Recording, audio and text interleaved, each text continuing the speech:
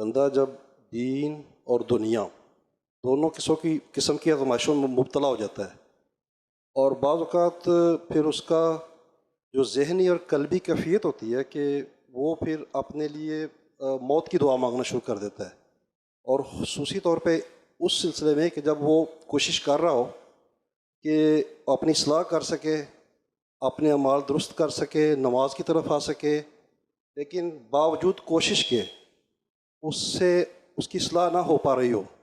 تو اس صورت میں اگر بندہ اپنی موت کی دعا کرے تو کہ یہ کرنا کیسا ہے حضور؟ توبہ کرتا رہے، اللہ پاک کی رحمت سے مایوس نہ ہو۔ پھر ایسے موقع پر یہ گنجائش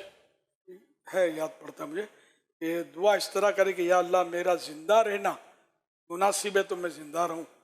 تیری عبادت کروں، اگر واقع چل کر بھی میں نے گناہی کرنے ہیں اگر، پھر میری ایمان پر خاتمہ ہو جائے، ہے نا اس طرح کا۔ اس طرح کہنے کے محتاط ہے کہ مطلب جب مایوس ہو جائے ہر طرف سے کہ تو یوں دعا کرے جو میرے حق میں بہتر ہے وہ ہو۔ اگر زندہ رہنا بہتر ہے کہ زندہ رہ کر میں نیکیاں کماؤں، صحیح ہو جاؤں، گناہ معاف کر دوں، تو مجھے تو زندہ رکھ۔ اگر آگے چل کر میرے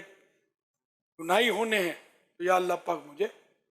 ایمان پر عافیت کے ساتھ، توبہ کے ساتھ دنیا سے چلا جاؤں۔